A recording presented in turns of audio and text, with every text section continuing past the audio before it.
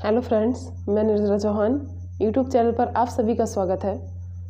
जैसे कि हम सीटेट की जो सीडीपी है उसको पढ़ रहे हैं, तो आज का जो टॉपिक पहले की वीडियो में हमने और टॉपिक पढ़े हैं, और जो आज का जो टॉपिक लिया है वो है इंक्लूसिव एजुकेशन, जिसे समावेशी शिक्षा कहते हैं। तो आप लोग कमेंट करके बताएं हमारी वीडियो कैसी लगती है, और वीडियो को लाइक करें, शेयर करें और चैनल को सब्सक्राइब करें। तो आज का जो टॉपिक है वो है समावेशी शिक्षा, इंक्लूसिव एजुकेशन। तो समावेशी शिक्षा क्या होता है? ये एक बच्चे के लिए या एक कैटेगरी के बच्चों के लिए नहीं होती है, ये सभी प्रकार के बच्चों के लिए होती है। समावेशी शिक्षा कभी भी किसी को अलग करने की, बच्चों को अलग अलग पार्ट करने या अलग अलग पढ़ाने की बात नहीं कहती है।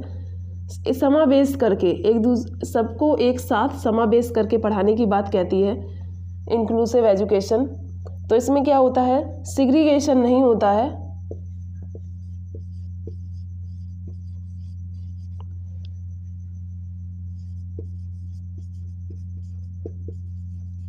सेग्रीगेशन इसमें नहीं होता है, अलग थलग का सिस्टम नहीं होता, अलग थलग नहीं करते हैं।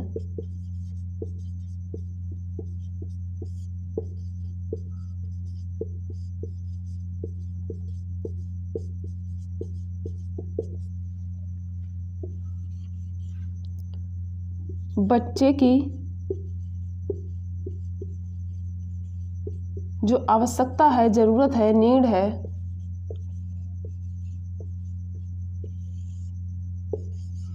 उसका ध्यान रखते हैं। बच्चे की आवश्यकता का ध्यान रखा जाता है इसमें। और होता है कि जो पढ़ा रहे हैं, अगर बच्चे को समझ नहीं आ रहा है तो हम थ्योरी में चेंजमेंट करेंगे, या हमारा जो सिस्टम है उसमें चेंजमेंट करेंगे।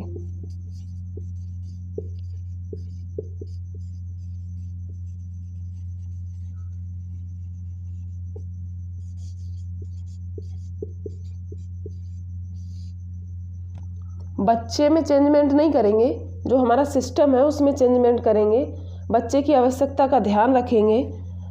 और क्या होता है इसमें, ये सभी प्रकार के बच्चों के लिए होती है समावेशी शिक्षा। और जो गिफ्टेड चाइल्ड होते हैं, गिफ्टेड चिल्ड्रन, प्रतिभाशाली बच्चे,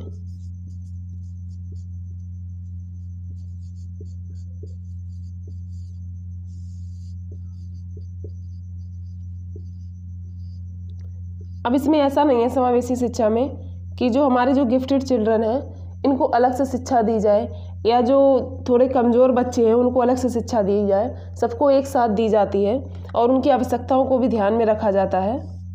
तो गिफ्टेड चिल्ड्रन में क्या होता है कि इनमें ये जो है क्यूरियस होते हैं, मेमोरी IQ लेवल अच्छा होता है, और क्रिएटिव होते हैं, इनमें क्रिएटिविटी होती है। क्यूरियस का मतलब है जिज्ञासु, और मेमोरी और क्रिएटिविटी, ये मेमोरी ब्रेन से है और क्रिएटिविटी रचनात्मकता जिसे बोलते हैं। तो एक जो एजुकेशन है जिसे बोलते हैं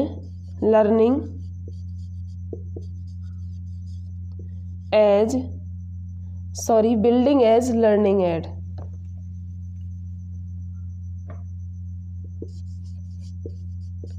बिल्डिंग एज लर्निंग एड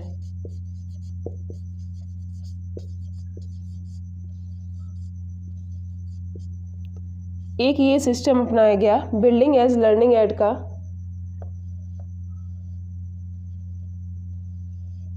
जिसमें सभी बच्चों को हेल्प भी मिलती है और उन्हें अच्छा भी लगता है। इसमें क्या होता है कि जो हमारे जो स्कूल की दीवारें हैं या उन पर पेंटिंग बनाकर जो कुछ भी लिखा जाता है उसके द्वारा जो बच्चे सीखते हैं वो बिल्डिंग एज और लर्निंग एड में आता है। तो ये, और इसमें क्या होता है, जो गिफ्टेड चाइल्ड है इनका IQ लेवल जो होता है वो 120 प्लस या 130 प्लस 140 प्लस ऐसे माना गया है। अब ऑप्शन में जो सबसे ज़्यादा दिया गया हो, 120 दिया गया हो तो 120 130 प्लस दिया गया हो या 140 प्लस दिया गया हो तो उसी हिसाब से हम टिक लगाएंगे। 120 130 140 सभी लोग अलग अलग तरीके से मानते हैं। तो ये समावेशी शिक्षा में होगा। समावेशी शिक्षा में सभी प्रकार के बच्चों के लिए शिक्षा होती है। बच्चे की आवश्यकता का ध्यान रखा जाता है। उसमें सिस्टम में चेंजमेंट करते हैं, ना कि हम बच्चे में चेंजमेंट करते हैं। और ना ही इसमें सिग्रीगेशन होता है कि अलग अलग बच्चों के ग्रुप बना दो, ऐसा भी नहीं होता है। या किसी प्रकार से कोई बच्चे को प्रॉब्लम है तो उनको अलग कर दो, ऐसा भी नहीं होता है। और इसमें जो गिफ्टेड चिल्ड्रन होते हैं उनमें क्यूरियस होता है, जिसे हिंदी में जिज्ञासु बोलते हैं। जिज्ञासु बच्चे होते हैं ये। मेमोरी और क्रिएटिविटी होती है। और इन बच्चों को पढ़ाने के लिए एक नया सिस्टम अपनाया गया जिसे बिल्डिंग एज लर्निंग एड बोलते हैं। इसमें क्या होता है कि दीवार पर जो चित्र बनाकर जो कुछ भी उनको सिखाने का तरीका अपनाया जाता है वो इसी में आता है, बिल्डिंग एज लर्निंग एड में। इसके बाद में है डिसेबिलिटीज़ हैं कुछ चिल्ड्रन की।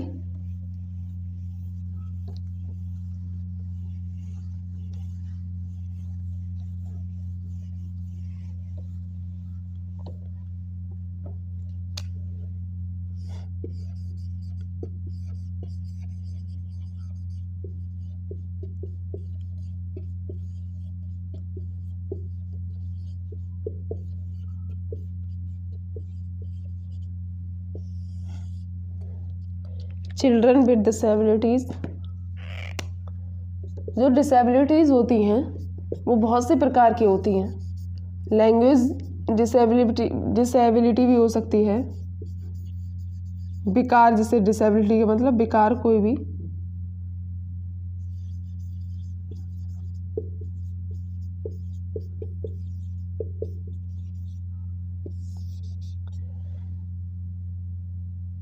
कम्युनिटी डिसेबिलिटी,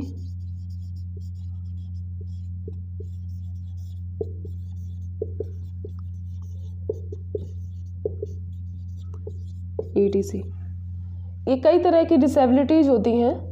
तो उनके बारे में कुछ डिसेबिलिटीज़ हमें दी गई हैं। कौन किसकी डिसेबिलिटीज़ है उसको हम पढ़ेंगे। जैसे नंबर 1 है डिसलेक्सिया।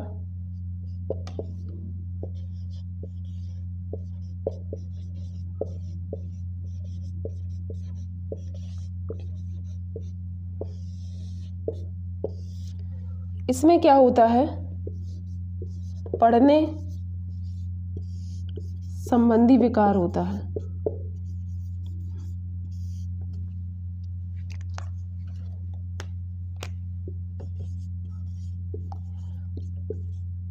एग्जाम्पल है जैसे 100 को वाज पढ़ते हैं और 16 को 61 पढ़ते हैं। अब डिसलेक्सिया में क्या होता है, पढ़ने संबंधी विकार होता है। जो जैसे डिसलेक्सिया होती है, बच्चे होते हैं तो 100 को बाज पढ़ते हैं या बॉज को सा पढ़ेंगे और 16 को 61 पढ़ेंगे, ऐसे पढ़ते हैं। तो पढ़ने संबंधी विकार तो होता है, पर अगर वो गलत पढ़ेंगे तो गलत लिख भी सकते हैं। तो इसमें पढ़ने व लिखने संबंधी अगर ऑब्जेक्टिव में दोनों ऑप्शन में दोनों विकार आ जाते हैं तो दोनों सही हो जाएगा, पढ़ने और लिखने संबंधी। वैसे ये पढ़ने संबंधी विकार बताया गया है। 100 को वाज और 16 को 61 पढ़ते हैं, ये होता है डिसलेक्सिया। उसके बाद में डिसकैलकुलिया।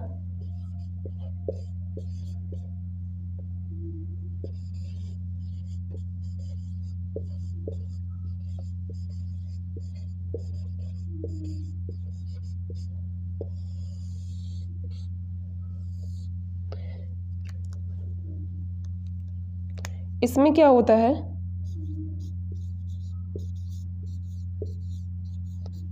गलती है या कैलकुलेशन प्रॉब्लम होती है। इसमें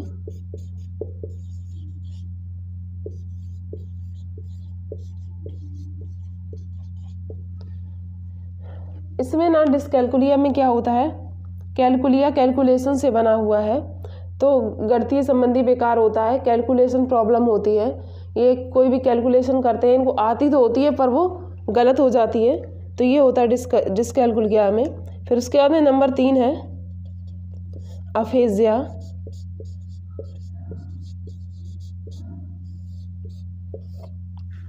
अफेजिया में क्या होता है, लैंग्वेज सुनकर कोई कुछ बोल रहा होता है, लैंग्वेज सुनकर समझने में प्रॉब्लम होती है,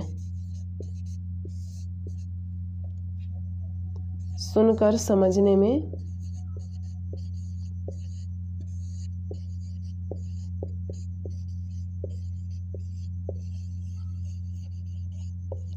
प्रॉब्लम होती है।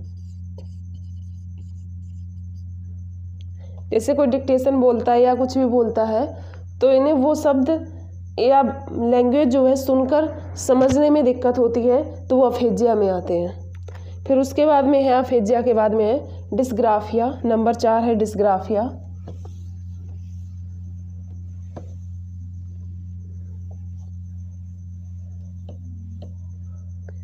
अफेजिया में वो सुनकर कोई भी लैंग्वेज बोलता है तो समझने में दिक्कत होती है, तो वो लिख भी नहीं पाते हैं। नंबर 4 में आता है डिस्ग्राफिया।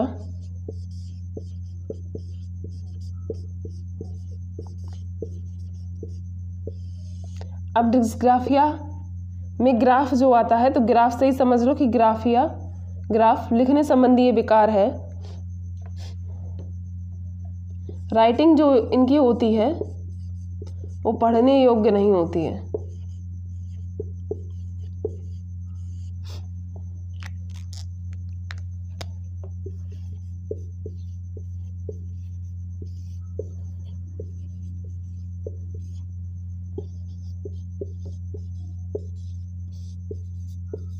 इसमें ये विकार आता है, डिस्ग्राफिया लिखने संबंधी विकार है, डिसेबिलिटीज़ है। इनमें जो इनकी राइटिंग होती है वो पढ़ने योग्य नहीं होती है। उसके बाद में आता है डिस्प्रैक्सिया। नंबर 5।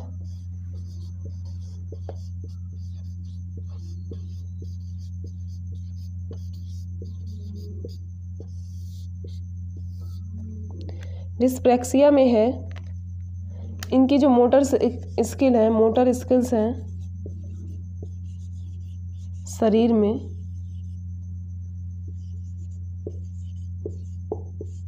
मोटर स्किल में प्रॉब्लम होती है। हाथ पैरों में कोई प्रॉब्लम हो तो डिस्प्रैक्सिया में आता है, मोटर स्किल में प्रॉब्लम। फिर उसके बाद में है नंबर 6, पूछ लेते हैं कभी कभी ये, ADHD। इसका फुल फॉर्म है अटेंशन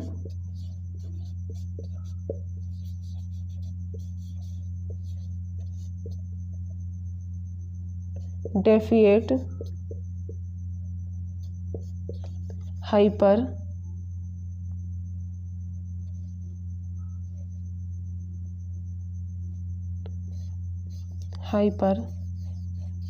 डिसेबिलिटी।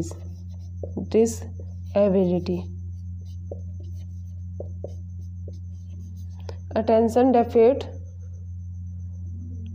Hyper disability. इसमें क्या होता है, इनका जो अटेंशन है, जो ध्यान है, एक जगह नहीं टिकता है, ज़्यादा देर तक एक जगह नहीं टिकता है। ध्यान का ज़्यादा देर एक जगह ना टिकना।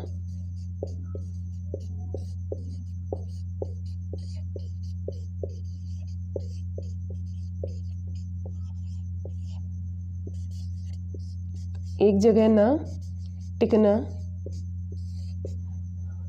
ADHD में आता है कि ध्यान जो है, जिसमें ये डिसेबिलिटीज़ होती है ADHD, तो ध्यान इनका जो है ज़्यादा देर एक जगह नहीं टिक पाता है, तो ADHD में आते हैं। उसके बाद में एक और बचा है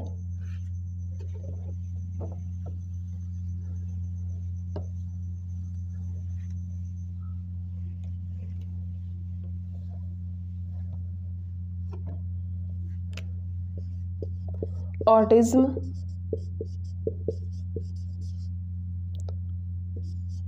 स्पेक्ट्रम डिसेबिलिटी।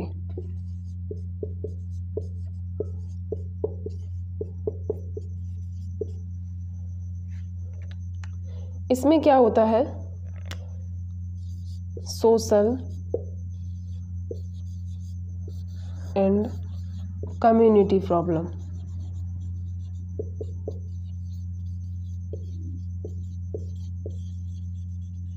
सोशल का मतलब है ये समाज में अपने आप को स्थापित नहीं कर पाते हैं, मतलब समाज में अपने आप को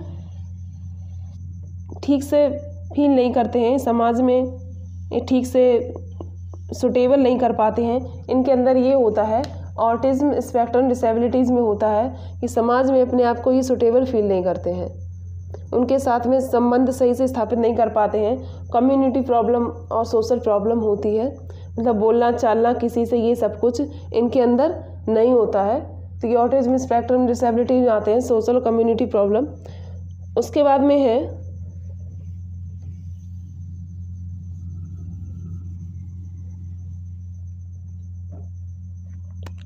जो है PWD, पर्सन विद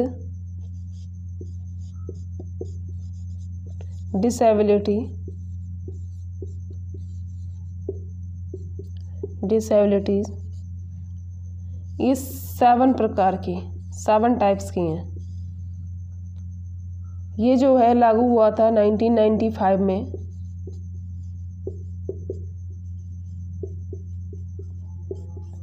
PW जो है पर्सन विद डिसेबिलिटीज़ हैं। इसमें जो डिसेबिलिटीज़ थी वो 7 टाइप्स की थी डिसेबिलिटीज़। ये 1995 में लागू हुआ था। इसके बाद में PWD के बाद में RPWD आया, जो कि 2016 में आया और 15 जून 2017 में लागू हुआ। –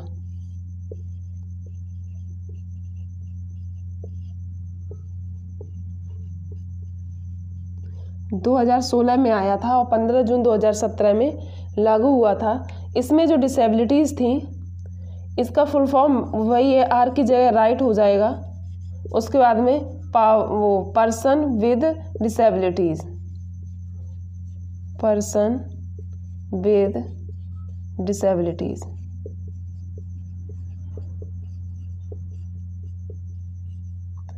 कि PWD पर्सन विद डिसेबिलिटीज़ है और आर की जगह RPW में राइट हो जाएगा पर्सन विद डिसेबिलिटीज़।